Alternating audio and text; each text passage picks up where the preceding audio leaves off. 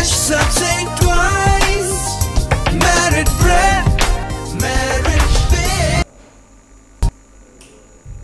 बिस्मिल्लाहिर्रहमानिर्रहीम, अस्सलाम वालेकुम नाजरीन, मैं हूं बाबर हयात और आप देख रहे हैं 24/7 उर्दू न्यूज पर मेरिट ब्रेड के ताबन से बाबर हयात शो। नाजरीन, पाकिस्तान और अफगानिस्तान के दरमियान सीरीज के लिए पाकिस्तान की टीम आखिरी खबरें आने तक यूएई के लिए उड़ान भर चुकी है, लेकिन पाकिस्तान के बैटिंग कोच मोहम्मद यूसुफ अचानक उन्होंने विड्रॉ कर लिया है इस सीरीज से। इसकी क्या वजूहात बनी है, इसके ऊपर आज के इस प्रोग्राम में आपको अपडेट करने जा रहा हूं।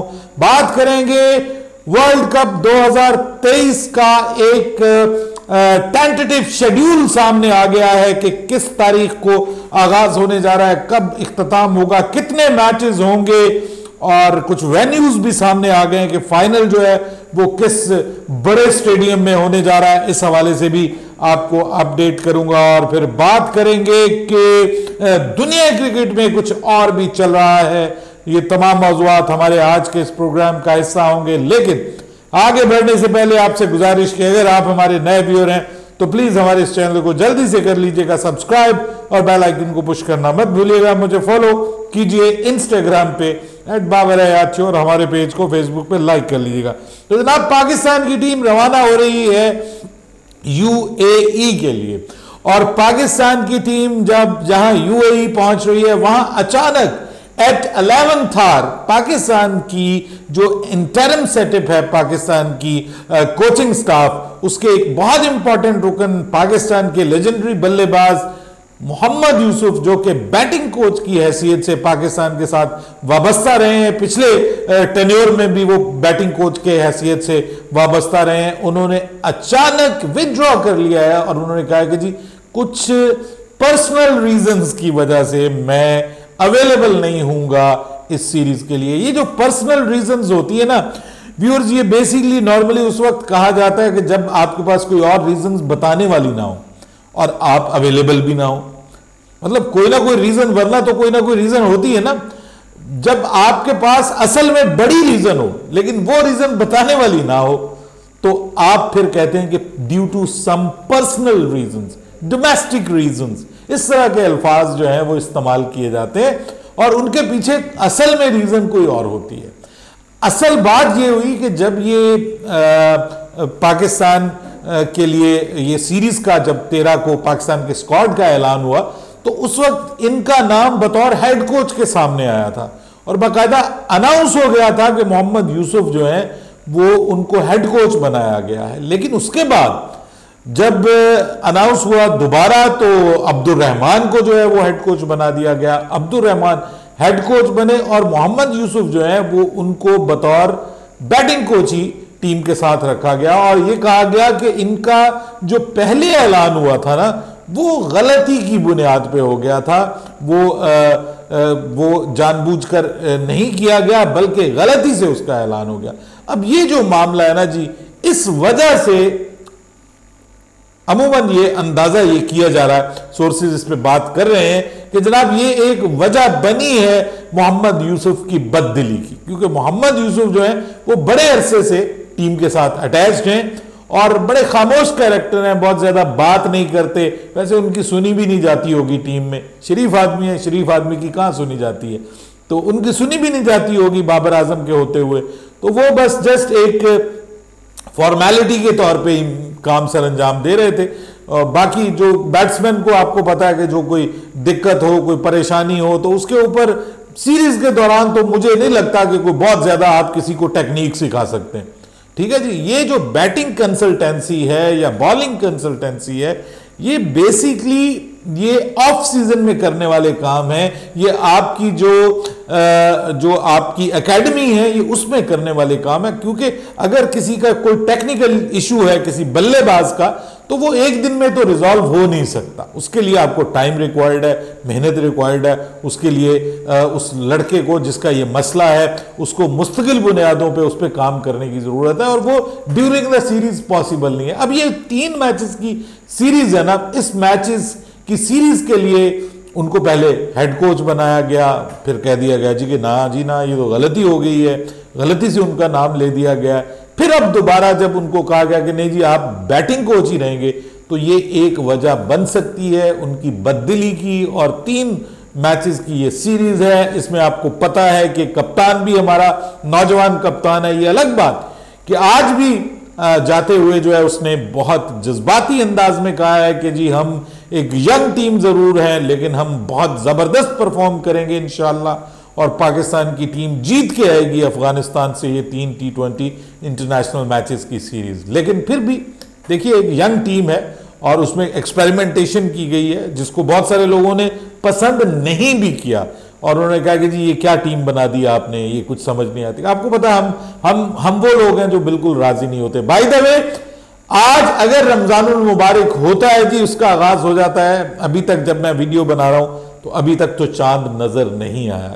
शुरू में मेरे दिमाग से निकल गया, स्किप हो गया, लेकिन आपको सब मुसलमानों को अक्रॉस द ग्लोब, पूरी दुनिया में जहां जहां आप ये मेरा प्रोग्राम देख रहे हैं, आप सबको इस माह करीम की, इस माह रहीम की, बहुत बहुत रहमतों वाले महीने की बहुत बहुत मुबारकबाद हो। देखिए हमारे पास क्रिकेट तो चलता रहेगा, सारे मामला चलते रहेंगे। हमारे पास ये एक बहुत बड़ा मौका है कि हम अपने रब की तरफ पलटें और अपने अल्लाह को राज़ी करें।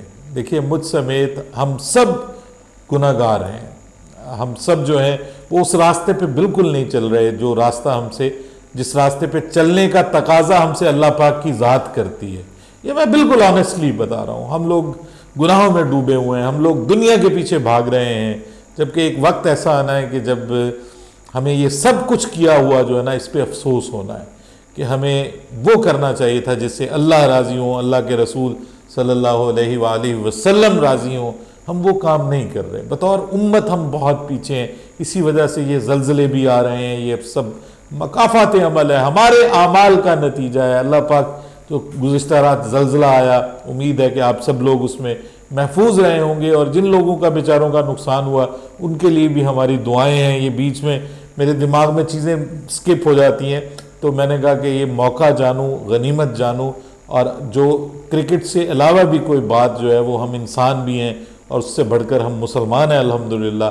तो ये सब चीज़ें जो है रमज़ान मुबारक में जी भरपूर सहरी और इफ्तार कीजिए, अल्लाह की नेमतों का हम सब मिलकर शुक्र अदा करें और कोशिश करें कि अल्लाह के हुक्मों को माने, नमाज अदा करें, तरावी पढ़ें इंशाअल्लाह, और कुरान मजीद की ज़्यादा से ज़्यादा तलावत करें। जितना करेंगे हम अपने लिए ही करेंगे, किसी के लिए नहीं है। ये अपनी कब्र को रोशन करने वाले आमाल हैं और ये हकीकत है दुनिया की सबसे बड़ी मेरे व्यूअर्स कि ज़िंदगी से पहले मौत है, और जब मौत आनी है ना तो किसी ने साथ नहीं निभाना।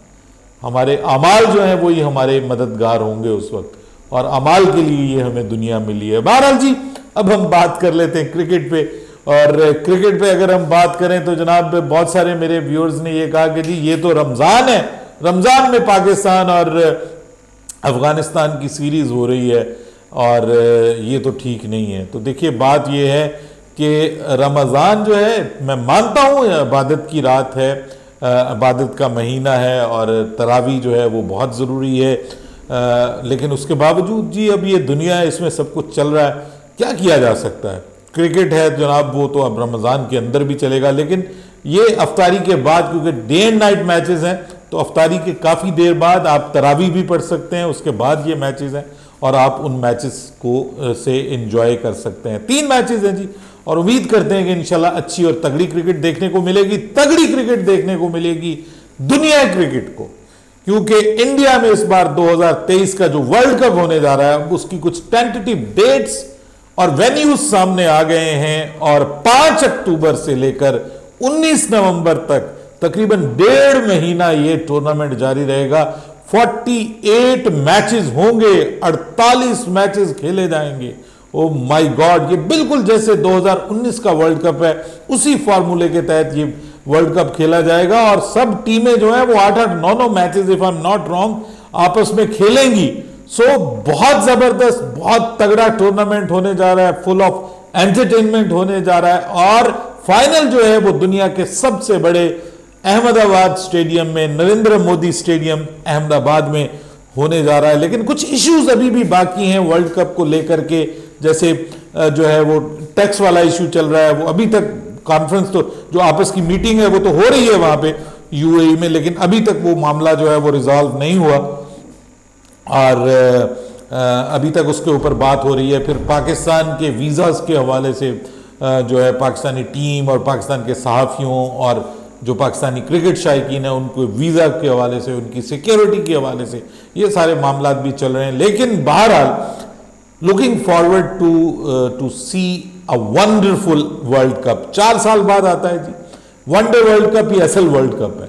T20 वर्ल्ड कप का तो पता ही नहीं चलता कि कहां से आ गया और कहां से चला गया, जैसे क्विक गेम है। लेकिन वनडे वर्ल्ड कप जो है उसमें मजा आएगा। आज दुनिया क्रिकेट में काफी कुछ हो रहा है, लेकिन इंडिया और ऑस्ट्रेलिया के दरमियान हो रही है जी सीरीज और उसका आखिरी मैच, फैसला कुन मैच, जिसमें इस वक्त तक ऐसा लग रहा है कि इंडिया का पलड़ा भारी है और इंडिया एक और सीरीज जीतने के करीब है जी। होम ग्राउंड, होम क्राउड, सीखना है तो हमें इंडिया से सीखना चाहिए कि किस तरह से जीता जाता है। अरे सिर्फ इंडिया से नहीं, उधर देखिए आप जो है वो वेस्ट इंडीज जो है वो भारी पड़ी हुई है इनके ऊपर, साउथ अफ्रीका के ऊपर। उधर जनाब आपके जो न्यूजीलैंड ने श्रीलंका को शिकस्त दी है। तो इससे अब आपको अंदाजा हो सकता है कि अपने होम ग्राउंड पे भी अगर हम हारेंगे तो फिर अफसोस तो होगा ना जी।